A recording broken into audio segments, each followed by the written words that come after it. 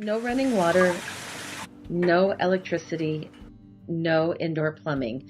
No, not in a foreign third world country. This is what our chapter discovered as we undertook our chapter challenge. In a poor state like New Mexico, many needs were identified. However, our chapter wanted to expand on our once-a-year food delivery in conjunction with Yakima, Young Orthodox Christian American Missions Adventure. This is a group of young Orthodox Christians from the eastern U.S. who volunteer at St. Bonaventure Mission on the Navajo Reservation in New Mexico every summer. Even though we delivered food to the reservation, we knew little about their living conditions and actual needs until this project. We went out of our comfort zone dealing with a totally different culture and location. There are many areas where we could have assisted the people of this part of the Navajo Nation. The needs are great, and the reservation resembles a third world country because it lacks the basic things we take for granted on a daily basis, such as running water and electricity. The large projects were above our financial means as a chapter. Therefore, a decision was made to assist wherever we could to help make daily life a little easier. At a general Philiptohos meeting, we detailed our vision to our members, and we were briefed by University of New Mexico professor Dr. Paul Andrew Hutton, a top expert in the country on the American West and Native American cultures. He gave us insights on certain aspects of Navajo American culture, especially what to do and what not to do. We had to be very careful not to tread on the native traditions. Bright colors and the color green were forbidden. When it came to toys, stuffed bears, which represent the souls of the dead, and owls, which are bearers of bad news, were not allowed. Neither were coyotes or snakes. No article of clothing could have any of the above symbols on them or any embellishments or designs. To gain access to St. Bonaventure, we contacted Cindy Howe, who coordinated projects on the Eastern Navajo Nation, and we began undertaking for the next 2 years. The area covered by the mission has 200 residences in a 50-mile radius.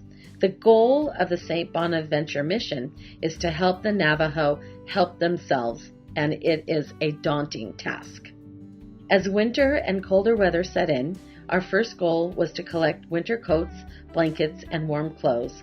We made our first delivery in February of 2017.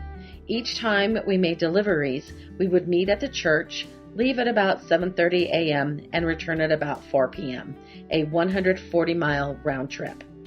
Once at St. Bonaventure Mission, we were escorted to various houses by our guide, Darlene Arviso. Darlene is one of 2 people who drive the water delivery truck, filling 3 65-gallon drums of water at each home. 40% of the households rely on water hauling to meet their daily needs for cooking, drinking, bathing, and cleaning. Darlene knows every member of every family. It was an eye-opening experience that broke our hearts, seeing the poverty that existed in our home state. Most families live in a 1-room, 8-sided home called a hogan, which houses several generations of one family. The residents know and trust Darlene. They came out of their homes to greet us only after they saw Darlene get out of the truck. They shook our hands and introduced themselves and welcomed us. The distance between each group of hogans is several miles, and the dirt roads are extremely rough and sometimes hazardous. At every hogan, there were at least 4 or more emaciated dogs. They are known as res dogs. They roam the reservation and are a huge problem. After seeing all the thin dogs, we decided to collect dog food from Philiptohos members. In May, we delivered the dog food. We were told we were wasting our time because the Navajo didn't think of dogs as pets like we all did, but we did it anyway, knowing the bags of dog food we donated wouldn't be nearly enough, but at least it would help a little. The school lost funding and they needed to copy books, so we asked for copy paper for the mission office and the mission school. Staff from the mission picked up a donated copier from Gallup, New Mexico. The copier was a huge blessing, as were all the cases of copy paper. June 2017, Yakima made their visit.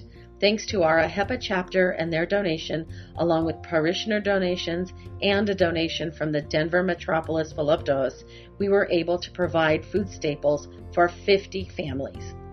Each bin contained a box of Cheerios, Rice Krispies, bags of flour, sugar, masa, which is a type of cornmeal, pinto beans, elbow macaroni, dry fat milk, and rice. Philoptochos and Goya helped to assemble the boxes for delivery. Parishioners provided transportation to deliver the boxes, and 2 groups of Philoptochos ladies accompanied the Yakima missionaries to help deliver the food.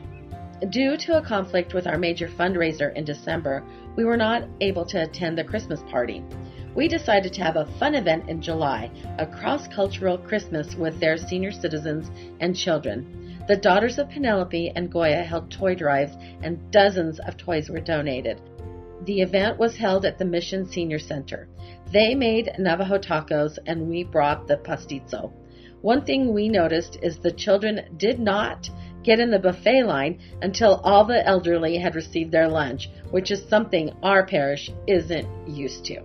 The elderly took great pride, showing us various arts and crafts they made, from beautiful needlepoint and crochet to hand-carved wooden items and really cute aprons. Their crafts inspired us with the idea of collecting yarn, material, lace, patterns, knitting needles, crochet hooks, and other craft items used in the senior center. The response from our Philoptochos members and the parish was huge.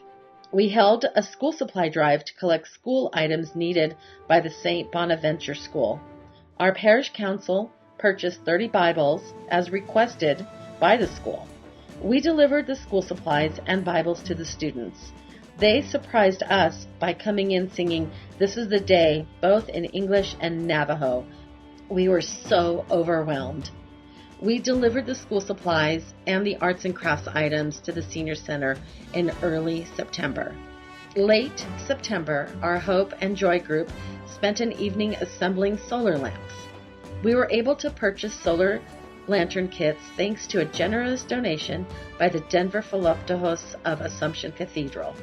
The solar lanterns were put in mason jars and decorated by the Hope Joy kids. We delivered 4 lanterns to each home that had no electricity but had school-aged children. Lanterns were left outside all day and provided light in the evening so children could finish their schoolwork. We ended our project where we began, with dozens of coats, warm clothes, and blankets, which we delivered in early November. At this time, we gave the remaining toys we had collected so they could be used for their Christmas party. We will continue to deliver food items when Yakima visits during the summer, and we would like to add blankets, copy paper, and other items we know will be used. The project opened our eyes to a very heart-wrenching situation that exists outside our doors. There is a lot of work that needs to be done, and it will take many years, but strides are being made by organizations like ours in New Mexico and neighboring states, and hopefully someday there will be great permanent improvements. When we started this project, we hoped for total participation. The response we received was overwhelming. We are very grateful to Father Conan Gill and everyone at St. George for their help and continued support with donations both in money and items. Acts 20:35 says, "In all things I have shown you that by working hard in this way, we must help the weak and remember the words of Lord Jesus, how he himself said, 'It is more blessed to give than to receive.'" Charity begins at home, and you will be surprised as to what you will find in your own backyard. We have been blessed that we have been able to give to those in need, and we will continue to do so. Thank you.